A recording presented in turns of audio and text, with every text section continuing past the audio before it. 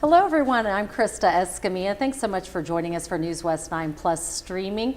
We appreciate you sharing your time with us today. We also appreciate our special guest today, the new superintendent for MISD, Dr. Stephanie Howard. Stephanie, thanks so much for being with us. Thank you, Krista. And first of all, congratulations and welcome back to Midland. We are so happy that you were accepting this new role and excited to jump in. Thank you, I'm excited. Well, I know that this is just kind of week one for you, and so there's a lot you're still processing, and you're ready to hit the road running. First of all, I just want to talk a little bit about how your history in the West Texas area, because I know that was a big thing. We wanted somebody that was familiar with West Texas and had the roots. How do you think your history has really prepared you for this time in your life in this position? So most of my career, this is year 28, and so all of those years have been spent in West Texas. I went up north for about 3.5 years, but I think we could still call, the Lubbock area West Texas. Definitely. So having spent all of those years here, just really know and understand the community, and also have a lot of connections, a lot of friends, professional colleagues that are all in the area, and it's been where we've been and raised our family and spent all of our career. So it's exciting to come back. Well, we love that, and we love to welcome you back with open arms. And I want to know, what do you see as one of the biggest opportunities that you will have in this new role? What are you looking forward to? So I think one of the biggest opportunities is establishing some consistency. We've been through quite a few superintendents in the last 5 or 6 years, and that's difficult. That's difficult for students and parents and leaders and just a community in general, because about the time you get something going, there's a transition. Yes. And so I think that consistency is going to be really important in bringing some stability to the district and the district and campus leadership. Absolutely. Also, you're a strong force. You are a successful woman in this, in the field of education, and you have 2 beautiful daughters that have grown up in the West Texas schools.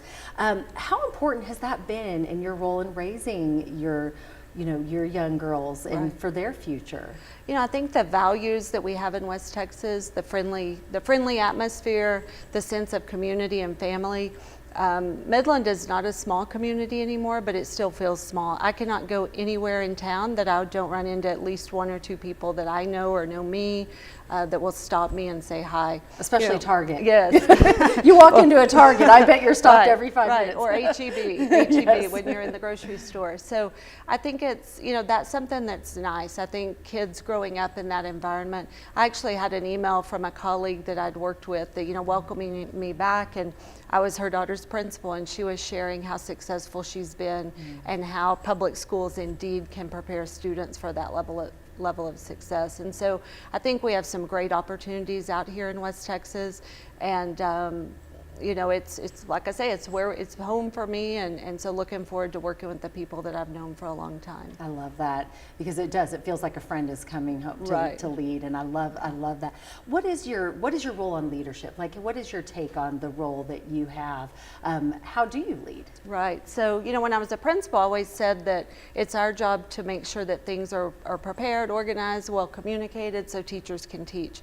I don't think it's any different as a superintendent. So at the district level, we have to be 3 to 6 months ahead, or people are waiting for us. And our teachers are they're the most valuable resource that we have for really improving student outcomes. And if they're always having to wonder what's happening next, what's coming, or last minute decisions, then they can't really focus on teaching the way they need to do. So, to me, the role is to make everyone else's job easier. Yes. And, just excellent communication and good preparedness so that they're not scrambling at the last minute. That is the key, communication, absolutely. If you could make a wish list on how the community could support you in your new role, what would that wish list look like? Because I know community support is so important, and we really do have the best community. Sure. Well, first of all, I've already received great community support, just a lot of people reaching out, businesses, nonprofits. Wonderful. the chamber, city leaders. So, already know a lot of those people, and so that's been really good. I think the biggest wish list is, communicate with us, be partners with us, understand that we aren't going to be able to do this work quickly. There's a lot of areas for improvement within the district, and that doesn't happen overnight. But at the same time, be honest with us, give us the feedback that they see, that they hear, and tell us how we can help them. We're educating their future employees and their future, community members. And so I think we have to have that open line of communication to inform us as to how well of a job we're doing. Do you have a favorite quote to live by? I'm a big quote girl. Yeah. I love to hear what everyone's quote is that kind of inspires them and gets them going in the day. I'm a big Nick Saban fan. I don't know if that's popular to say in Texas. I really don't ever even watch football that much, except high school football. But I love Nick Saban's approach. And it's all about attitude. It's about being a winner. It's about being a leader. And, in this business that we're in, it's hard work right now. And we can either get defeated by that, we can get discouraged by that, or we can wake up every morning and see that as an opportunity and a challenge. And so that's really not a quote, but it's kind of a philosophy, yes. And so, he talks a lot about the winning difference. And, I think winners show up to work differently than people just going through the motions. And so that's really important to me. Absolutely. If you had one thing that you wanted every student that leaves MISD to come away with, what would that goal be? What would that one thing be that they leave going, you know what?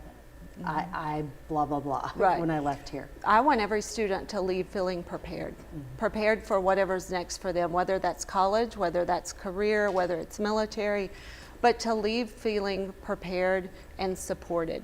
And then also knowing that they have a place to come back to when they get out in the workforce or they get to college or university. If they need someone to reach out to for some advice, that they know they have someone at their schools that they can come back to. I love that. And I bet you have so many stories with your history of education of that student that comes up and says you made a difference. Right. With that said, what do you want every student, or every teacher to leave feeling satisfied at the end of the school year? What is that one thing you want them to feel? Right. Well, teachers have to feel appreciated. They have to feel valued. I want them to leave feeling like they've accomplished their goal for the year. Yes. And education, I think, is different than the private sector. I don't know because I've never worked in any other field, but our to-do list is never checked off in education. And so a teacher will leave at the end of the year and they have a to-do list for the summer. But I want them to leave feeling that they had made a difference and that they were supported in the school and in the district. And boy, do we love our teachers. You know that as a mom, and the amount of appreciation you feel as a parent toward the techer. And I love that as an administrator, that's the goal, is for them to feel appreciated. I think that's wonderful.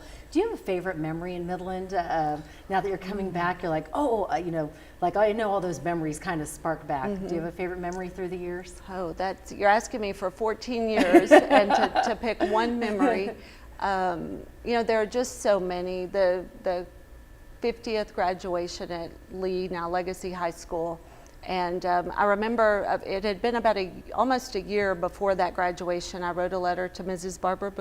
Laura Bush, and asked if she would come speak at graduation. And months went by, hadn't heard anything from her, and came back into the office, and my assistant said, so and so from Mrs. Bush's office is on the phone.